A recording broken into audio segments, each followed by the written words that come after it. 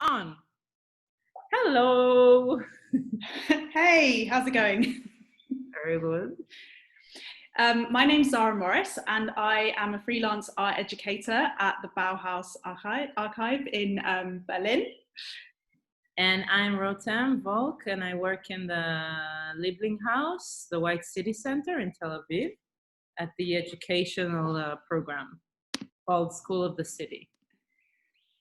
And last year, our two teams met up at the Bauhaus-Agents-Conference, and for the first time. And this year, again, we met up in a workshop that was just under 2 hours long. And the title of our workshop was Experiencing Architecture 2, Open Doors. And maybe we'll just tell you a bit about the structure of the workshop. So we had 3 different parts to prepare. So the workshop is about the importance of an open door. Entrance, door, opening, transition, border, threshold. So the first step was to brainstorm about these things, to collect thoughts, memories, associations, pictures, cultural references like movies, music, and these we would bring to the workshop and present to each other. The second step was to research the entrance to our own homes, to go outside, go downstairs, open the door, go through it outside, close the door, and look at it for 5 minutes to make a picture, take a photo, and write down our thoughts. And the third step was to invent a task for somebody else about the action of opening a door. And then we shared these task ideas with each other too. Shall we first talk about the first step, the brainstorming? Yeah, I think in our group was the main part. I just think that this whole idea of experiencing architecture is all about kind of the personal related to the structure and how we work within these things. And this time specifically on doors and entrances, I feel like it's just so metaphorical. Everything feels so so layered, you know, this whole thing about entering somewhere and opening doors. Like it's, it brings up so many things. And I feel, like I said, it was like, there's the door, the actual door, there's the key that opens the door, and there's the actual entrance, like when you enter someplace. And all these things bring up so many associations. We talked about the way you enter. I mean, how do you enter a space? And that also, like your idea to make it a task, like just to become aware of how you enter. I think it's very meaningful. And this whole idea with keys, all these keys we have around, and we don't know if they match someplace, but when they do match, it's kind of like a problem solver. You know, it's like when people say, we need the key to this, and the door is actually, you have a key. And the door itself is some kind of divider that could be also dark, could be like something scary is behind this door, I need to be careful. Also, in coronavirus times, it's like scary to touch the door sometimes. You might get infected just from touching the door. But also it's a positive thing, obviously, like you can enter a new world, a new start, or even someplace you like your house, you know, this moment you're like, I'm home. So all these things kind of come up. And also something we talked about was a game from childhood that apparently is international. In England, it's called Knock Down Ginger. In German, it's called Stroking the Bell. And in Hebrew, it doesn't have a name. It's just doing this thing that when you ring all the doorbells and see who responds, who goes out, who says something, like what happens. You hide and check who's responding. But there is some... And laugh very loudly when they open the door and yes, no one's there. Ha, ha, ha. That's a very important aspect of that game. Yeah, it's funny because it's actually when you ring someone's door or you knock on the door, it's kind of you're entering their space, like you're attempting to. So I don't know. I just thought about this now also, that it's this action of like, let me in, you know. I thought that was talking of entering. That was one of the first things that was said in the workshop. The conditions for entering. Do you have permission? And even if it seems like you might have permission, do you actually really? Are you allowed to be somewhere? And are what are the unwritten rules about entering somewhere? You know, into when we talk about all-inclusive spaces, you know, are they real or not? And who is allowed to enter? Yeah. I've been thinking a lot, like as well, like the safety aspect of it. I thought, because we were saying, you know, I asked, oh, do you remember the first time you got your own key to your family's house, and that feeling like, I've got the key, yeah, and the power and the responsibility, but and the trust that goes with it. And yeah, I thought it was interesting that then a reaction also came, well, oh, then I'm at home potentially alone, and that's cool, but it's also kind of scary. Yeah. I think also there's a big difference from entering your own house, like opening the door to someplace you know and you like, hopefully, and to a door you don't like, to a door where you don't know what's there. Like someone said, the other side. Like the door is like a symbol to the other side, to the unknown, you know, and all that. So it's like it's a lot of there's a lot of psychology around it, like how does it make you feel when you enter someplace? So it's also related to that. Also, this thing of this idea, I remember we even talked about it last year, about this, like you said, like you want to enter your house, you want to be all by yourself, but then what happens when your house becomes strange to you?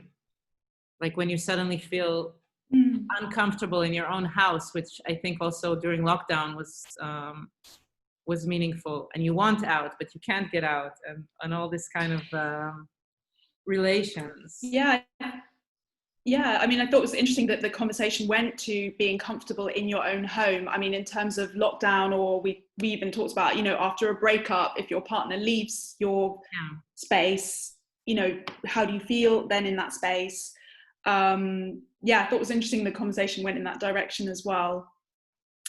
Would you like to look at the front door of one of the workshop participants? Yes, of course. Shall we see the front? Actually, I will attempt. That was also interesting to talk about, like in Tel Aviv, talking about like the main entrance to your house is usually pretty ugly. Like it's not this antique, cool Berlin entrance. Let's see an antique, cool Berlin. Oh, apparently you've disabled screen sharing. Oh my God, me. I'm so sorry. How do I do it? Oh, how do I enable it? Preferences? I don't know. Uh-oh. Well, maybe I can describe what I have here. Okay, yeah, start describing and I'll find out how to do it, and I'll cut it later. So so I'm looking at a picture of a Berlin front door. It's very big and brown, and very, actually quite grand in terms of it's a wooden door with two big windows, and lots of sort of ornate carving on the door. And it's two big doors, and they look kind of heavy. And it has a grand look, but it also has a kind of slightly sad look, because there's something a bit maybe a little bit dirty about it. There's on the wall, I can just see there's some graffiti, and the wall is slightly damaged, and there's a text that goes along with it, kind of thoughts about the door. The other day I got upset because the lock was broken again. The heavy gates could be opened with a kick and granted admission for every stranger in our house. that day I found another quarter of bread in the entrance. In the evening there was a break-in, bikes were stolen, trouble. The lock had been repaired, but the kids next door or the garbage men or who knows who keeps kicking it in. In a couple of weeks, it stood open again. So that's quite interesting. You were saying about, you know, in Berlin, it might be very grand, but it's also has a bit of a sad kind of, yeah, like no longer cared for aspect as well. I have to say, but I liked. Now, I was saying that it was a technical problem. I solved it now, by the way. You can share now. But it was actually interesting to listen to you describe what you see, and I thought that could be an interesting task, just to describe in words how the entrance is or how your door looks like. That was really cool, actually, by accident. So, shall I share the picture, or should we leave everybody kind of wondering about the picture? Yeah, now I don't want to share it, but maybe share some other stuff that we. Yeah, let me have a look what else I can share. I just need a slight moment to see what else I've got here. Would you like to see an activity to do with doors and doorsteps? Yeah, okay, I will share that with you. I'm just going to try and see whether I think I won't be able to hide that, so I'm just going to show you this image. Just bear with me. Exactly, I want to show you this. Can you see this? Yes. So this is Doro Peterson drawing on doorsteps, and I can read you, hopefully, the task.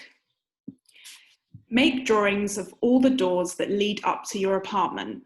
Place the drawings on the threshold of each door. Think about and honor the life transitions that you have experienced in that house. Acknowledge your learnings that took place here, even small ones. Was your flat a safe space for you during quarantine? Remember your guests, happy and sad ones. Think about future endeavors. Love and laugh. Yeah, I really like that. It also immediately made me think about like what happened in this apartment, what happened in the doors. Like it immediately brings up like so many, yeah, like she said, like small moments. I really like that. Should we maybe give some more tasks that were brought up during the discussion? So there was also this thing about keys, trying to see if one of the keys matches your door or any other door. So, yeah, because we're talking a lot about keys. I mean, you've mentioned it already as something very symbolic. Yeah. And the idea was to have a bunch of keys and then go to any door and just try and see if you could open the door with the keys. Yeah. I mean, I would be interested to know what would happen when, so you're trying to open the door, someone comes up who lives there and is like, hey, yeah, what are you doing? This was an aspect that we didn't focus on, but I wonder whether in the task description there could be a tip on how to to do it discreetly. Tal offered something interesting, that is to do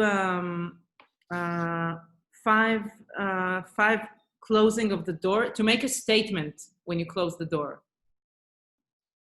Which is interesting. I think the way you do this kind of action, the way you open the door, the way you close it, could be really meaningful as well. What else did we have in the tasks? Of course, making an entrance. So that's an English phrase which means to enter a space in a kind of over the top way. It could be in your actions or something you're wearing, or just like, very dramatic basically. And I like the idea of that being a task. We were talking about maybe filming it, or I think that has a lot of potential. And also one thing I remember is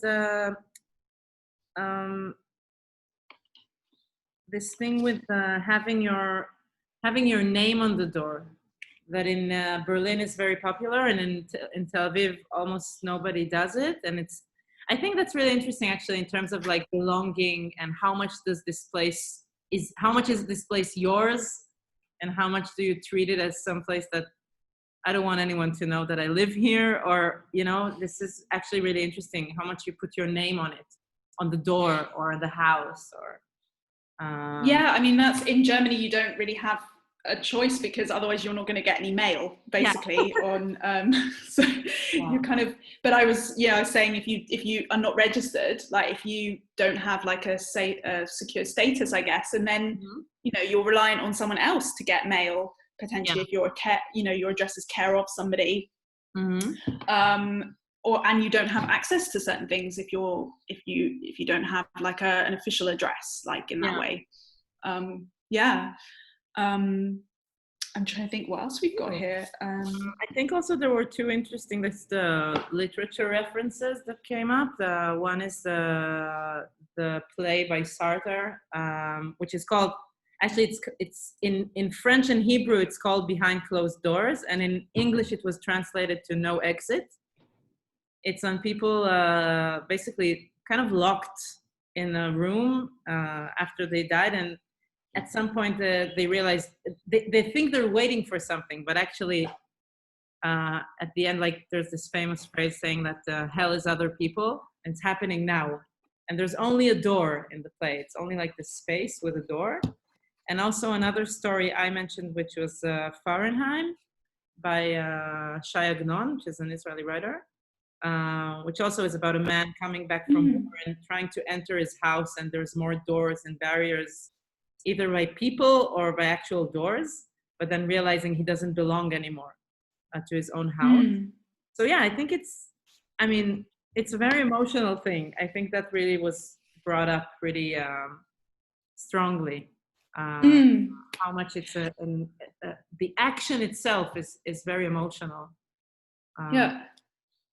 To go we also had the fairy tale Bluebeard,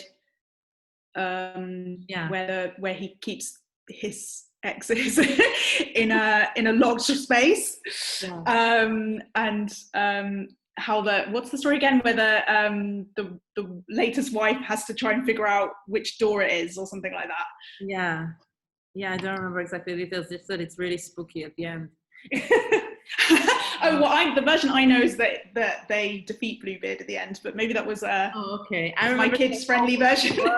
And see all the other wives or something.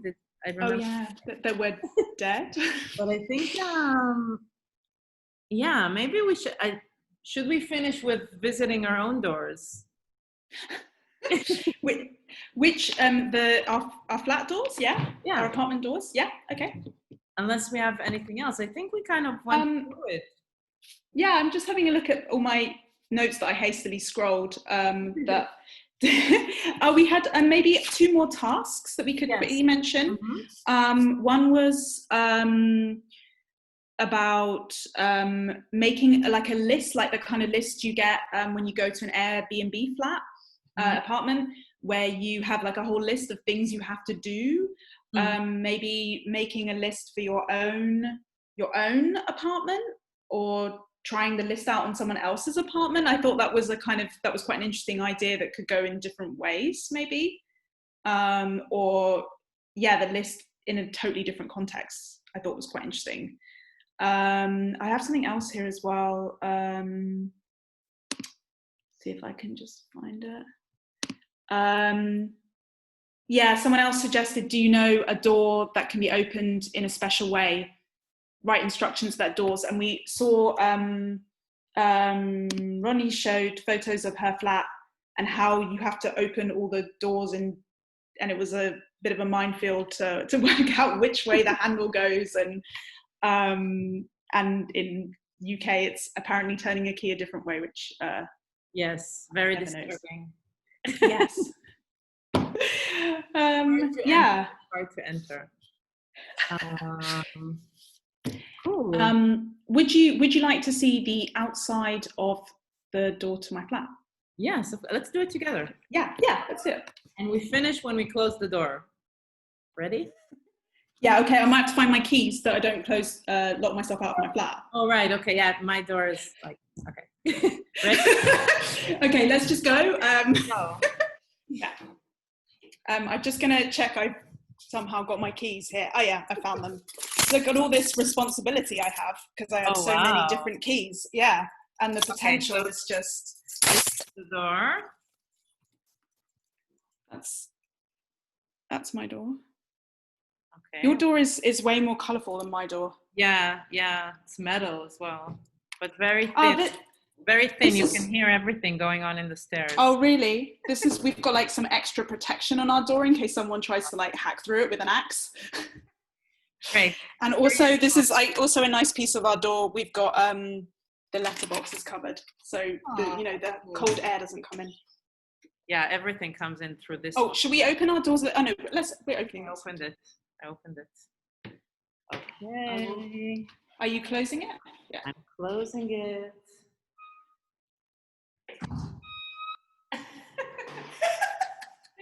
There you go. Oh, and my computer battery is going to die, so it's perfect. Bye. Bye. Great. Goodbye. Bye. Yeah. Oh wait, stop.